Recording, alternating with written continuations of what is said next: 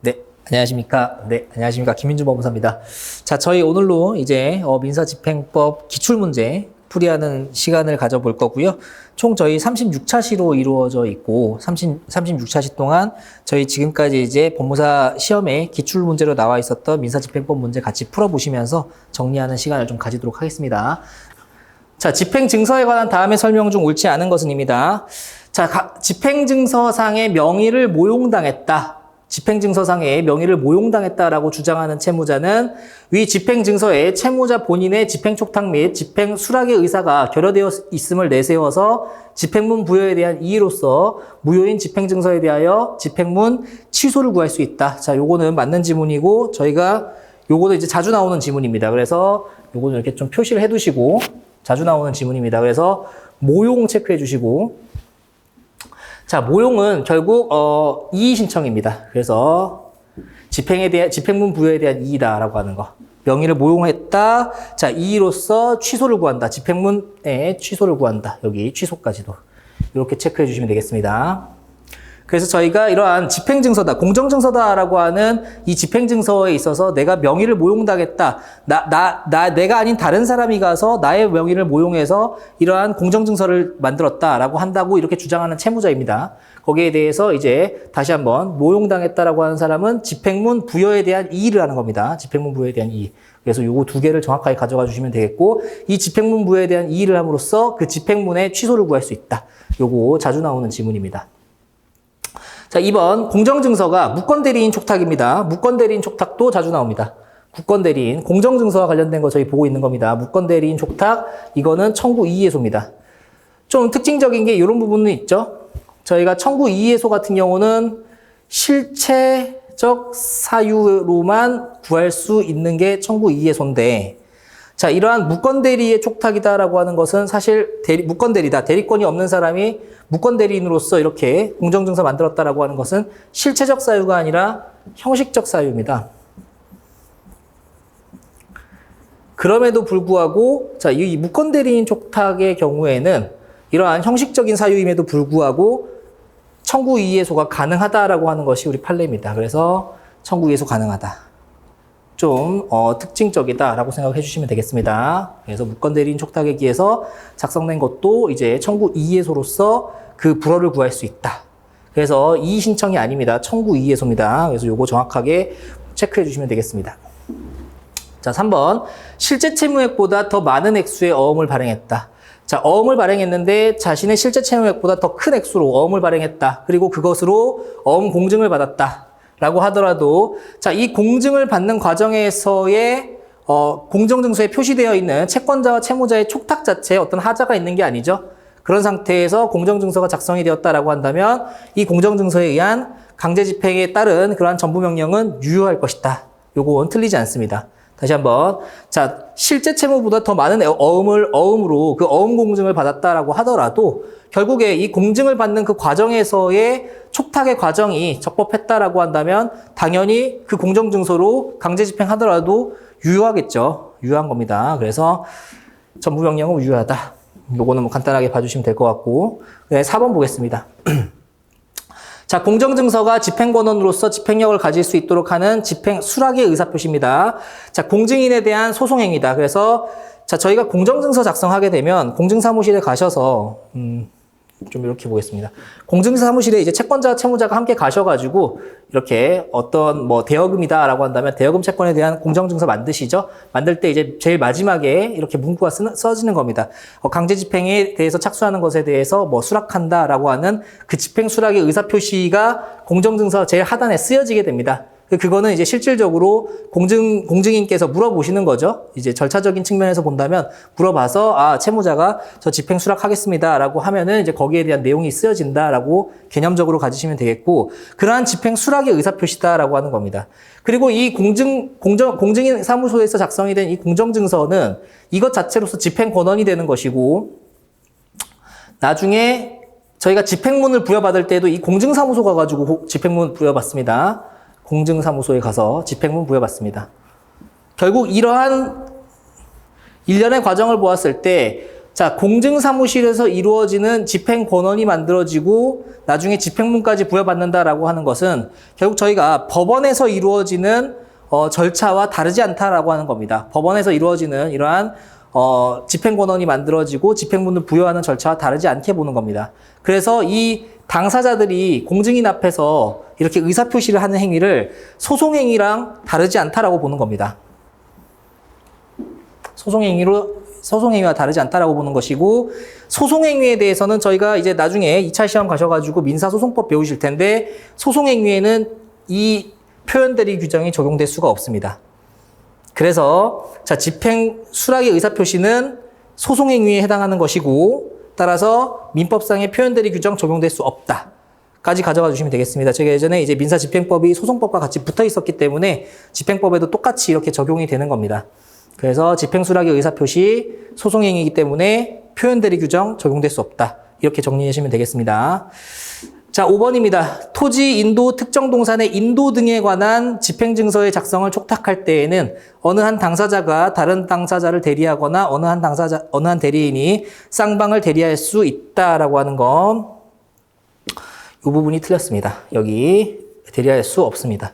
이건 이제 저희가 공증인법인데, 공증인법에 이제 규정이 되어 있는데, 일단 첫 번째로 요 지문을 두 가지로 좀 쪼개서 가져가 주셔야 되는데, 첫 번째로 여기 부분, 건물, 토지, 특정 동산의 인도에 관한 집행증서가 가능하냐라고 하는 측면, 첫 번째. 그래서 건물 등, 건물이나 이제 동산까지 포함하겠습니다. 이 부동산과 동산을 포함하는 이러한 인도를 구하는 의미에서의 집행증서인 공정증서 작성이 가능하냐라는 겁니다. 집행증서 가능하냐라고 했을 때 가능하다가 첫 번째입니다. 요거 먼저 가져가 주셔야 됩니다. 그래서 만약에 저희 지문에서 자, 건물 또는 특정 동산의 인도 등에 관한 인도 등을 집행하기 위한 집행증서는 작성할 수 없다 라는 식으로 지문이 나오면 틀린 지문이 되는 겁니다. 그래서 건물이나 뭐 토지나 그 다음에 이러한 동산 등에 대한 반환을 목적으로 하는 인도를 목적으로 하는 집행증서 작성이 된다라는 거 첫 번째고, 다만 이러한 집행증서, 결국 물건의 인도를 구하는 그러한 집행증서는 바로 뒤에서 보신 것처럼 요 내용이 들어가야 됩니다. 자, 결국 어느 한 당사자가 다른 당사자를 대리하거나 아니면 어느 한 대리인이 쌍방을 대리할 수 없다. 그래서 쌍방 대리 안 된다라는 겁니다. 쌍방 대리도 안 되고, 그 다음에 어느 한 당사자가 타방을 대리하는 것도 안 된다. 대리하는 것도 안 된다. 요거 두 가지를 정확하게 가져가 주시면 되겠습니다. 그래서 자, 2번 문제에서 다시 한번 좀 체크를 드리자면은, 자, 집행증서의 명의를 모용당했다. 아, 이의다. 이렇게 가져가 주시는 거고, 자, 무건대리인 촉탁이다. 청구 이의해소다. 이렇게 기계적으로 나오는 겁니다, 이게. 자, 저희 공정증서에 관련된 겁니다. 자, 그 다음에 요거는 이제 이해를 하실 테니까 아시겠고, 어음을 더 발행했다라고 하더라도 그러한 촉탁 과정에서의 하자가 없었다라고 한다면 그 집행증서에 따른 이제 그러한 그 집행증서를 집행권원으로 한 전부명령은 유효하다라고 체크해 주시면 되겠고, 그 다음에 집행수락의 의사표시 밑줄 그어 주시고, 아, 소송행위구나. 그러면 표현대리 규정 적용 안 되지. 여기까지 표현대리 규정 적용 안 되지. 그 다음에 이제 건물, 토지, 특정 동산의 인도에다가 체크해 주시면 됩니다. 인도에 대한 자, 집행증서의 작성 자체가 일단 가능하다라는 거 하나, 집행증서의 작성 자체가 가능하다는 거 하나, 그 다음에 타방을 대리하거나 쌍방을 대리하는 것은 할 수 없다라는 거 하나. 이렇게 정리하시면 됩니다. 6번으로 가겠습니다. 가집행 선고부가 있는 종국 판결과 이를 집행권원으로 하는 부동산 강제경매 절차에 대한 설명입니다. 자, 1번. 재산권 청구에 대한 판결은 상당한 이유가 없는 한 당사자의 신청 유무를 불문하고 직권으로 가집행할 수 있다라고 하는 것을 선고해야 된다. 자, 이거는 저희가 따로 암기하실 필요가 없는 게, 저희가 소송을 제기한다라고 했을 때 저희가 2차 시험에서 민사 서류 작성 과목이 있습니다. 서류. 이게 소장 작성인데, 작성 과목이 있는데, 저희는 실제로 이제 소장을 작성하는 형태로서 소장을 작성하게 되는데, 여기서 이제 제일 처음 배우시는 게 주문을 쓰는 방법을 주문이 아니라 청구 취지를 쓰는 방법을 배웁니다. 청구 취지. 그래서 저희가 이제 소장 뭐 이렇게 쓰고 이제 여기다가 청구 취지를 쓰시는 방법을 배우는데, 이 청구 취지가 기본 형태가 어떠어떠한 이행 청구다라고 한다면 무엇을 이행하라라고 쓰고 그 다음에 2번이 뭐냐면 소송 비용은 피고가 부담한다 이렇게 쓰고 그 다음에 세 번째로 쓰는 게 위 1항은 가집행할 수 있다라고 하는 거를 배웁니다. 가집행할 수 있다라고 쓰시오 이렇게 배웁니다. 그런데 이 가집행할 수 있다라고 쓰는 이 부분 3항의 이 부분은 항상 배우시는 게 이겁니다. 바로 이것은 재산권 청구인 경우에 재산권에 대한 청구인 경우에는 가집행할 수 있다라는 문구가 무조건 들어가야 됩니다. 이렇게 배웁니다. 저희 미리 배운다고 생각하시고 재산권에 대한 청구는 가집행할 수 있다라는 문구가 들어가는데 그러면 저희가 일반인이라고 한번 생각해 보시죠. 일반인이 소를 제기했는데 만약에 가집행 문구가 안 들어간 재산권 청구가 있었다라고 한다면 법원으로서는 어떻게 하겠습니까? 당연히 여기에 대해서 직권으로 가집행 선고가 할 수 있다라는 것을 선고를 해줍니다. 왜냐하면 이거는 저희처럼 이제 공부를 하거나 이제 이쪽에 전문직에 이러한 일을 업으로 삼는 분들만 알 수 있다라고 하는 거죠. 그래서 저희가 일반인이다라는 걸 떠올려 보시면은 재산권 청구다라고 할 때에는 가집행 선고 당연히 하는 것인데 그것에 대한 신청이 없다라고 하더라도 직권으로 하겠구나 이렇게 떠올려 주시면 되겠습니다. 직권으로 하겠구나. 다시 한번 재산권 청구 직권으로 가집행. 신청이 있으면 신청이 있는 대로 쓰는 것이고 없으면 직권으로 넣는다. 자, 2번 담보 제공을 조건으로 하는 가집행을 선고한 경우로도 담보 제공은 집행 개시 요건이므로 담보를 제공하기 전이라도 집행문 내어줄 수 있다. 자, 담보 제공은 집행 개시 요건이다. 이렇게 체크해 주시고 집행 개시 요건 밑에다가 확담동대 써주시면 되겠습니다. 그래서 확정기한. 그 다음에 담보 제공, 그 다음에 동시이행, 대상 판결, 대상 청구 이렇게 4가지입니다. 그래서 확정기한, 담보 제공, 동시이행, 대상 청구 이 4가지가 집행 개시 요건입니다. 그래서 담보 제공은 집행 개시 요건이지 집행문 부여 요건이 아니기 때문에 집행문 자체는 얼마든지 내어줄 수 있다. 그러면 이 집행문을 받아가지고 집행 신청을 하면은 담보 제공은 집행 개시 요건이기 때문에 그것만으로는 안 되고 담보 제공해 오시오라고 이렇게 요청을 받는다라는 겁니다. 보정을 받는다. 그래서 다시 한번 담보 제공은 저희 수험적으로 암기하셔야 되니까 집행 개시 요건이다. 확담동대다. 집행문 그러니까 미리 그 선행 절차로서의 집행문 받는 건 얼마든지 가능하다. 자, 3번 가집행 선고 중에 채무자가 담보를 제공한 때에는 가집행을 면제받을 수 있다는 취지의 기재가 있고 실제로 채무자가 위 담보를 제공한 사실을 증명한 경우에는 집행문을 내어줄 수 없다. 요거 아니겠죠? 마찬가지로 담보 제공은 집행 개시 요건입니다. 그래서 그것이 어떠한 집행문을 부여하지 못하게 하는 이러한 효력이 있는 것은 아니다라고 하는 겁니다. 그래서 자, 결국 채무자가 담보를 제공한 때에는 가집행을 면제받을 수 있다는 취지의 기재가 있다라고 하더라도 채무자가 담보를 제공한 사실을 증명하는 것으로 뭘 막겠습니까? 집행 개시를 막겠죠. 집행 개시에 대한 장애 요건이 될 것입니다.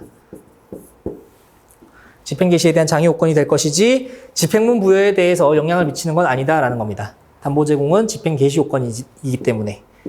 그래서 그 부분 봐주시면 되겠습니다. 집행문 부여받을 수 있다. 여전히. 자, 4번 가집행으로 인한 변제의 효력은 확정적인 것이 아니므로 어디까지나 상소심에서 그 가집행의 선고 또는 본안이 취소되는 것을 해제 조건으로 하여 발생하는 것에 지나지 않으므로 1심 가집행 선고 판결에 기하여 그 피고가 가집행 선고 금액을 지급하였다라고 하더라도 항소심 법원으로서는 참작할 필요가 없다. 요거는 좀 암기해 주셔야 되겠습니다. 요거 소송법에서도 좀 나옵니다. 그래서 자, 저희가 1심에서 어떠한 판결이 나옵니다. 예를 들어서 원고가 피고한테 소를 구했고 거기에 따라서 1심 판결에서 자, 원고의 승소 판결이 났습니다. 그리고 이 금전 청구다라고 했을 때 금전 청구에 대해서 자, 판결문은 결국 금 얼마를 지급하라. 그다음에 2번, 그다음에 3번에서 가집행할 수 있다. 이런 문구가 나올 거다라는 겁니다. 자, 그래서 가집행 선고 판결이 있었다라고 하는 겁니다. 거기에 대해서 판결 이후에 지금 항소심이 진행 중에 있는데 항소심이 진행 중이고 있는데 거기에 대해서 변제를 했다라고 하는 겁니다. 가집행으로 인해 이 원고라는 사람이 이 1심 판결문을 가지고 가집행을 해서 실질적인 채무의 변제를 받았다라고 하는 겁니다. 가집행을 통해서 변제를 받았다. 그래서 이 가집행으로 인한 변제다라고 하는 부분에도 체크해 주시면 되겠습니다. 자, 이것은 확정적인 것이 아니다. 왜냐하면 말 그대로 가집행이기 때문에.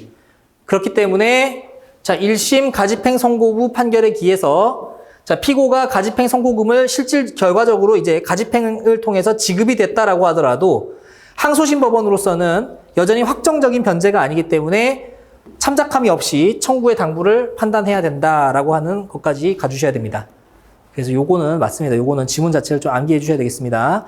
자, 다시 한번 가집행으로 인한 변제 효력은 확정적인 게 아니기 때문에 그 사건에서의 항소심 법원으로서는 그 가집행 선고 금액이 변제가 됐는지 안 됐는지 여부를 불문하고 그것에 대해서 참작함이 없이 이러한 청구의 당부를 판단해야 됩니다. 그래서 이게 판례입니다. 판례. 자, 그 다음에 가집행 선고에 의하여 종국 판결은 즉시로 집행력이 발생한다. 이거 맞죠? 그래서 집행력이 바로 발생하게 되는 겁니다. 가집행 선고에 따라서. 자, 이 정도 보시면 되겠고, 한 문제만 더 볼까요? 여기까지 보면 될 것 같습니다. 네, 여기까지 보고 저희 잠시 쉬었다가 이제 3장 집행문부터 보도록 하겠습니다.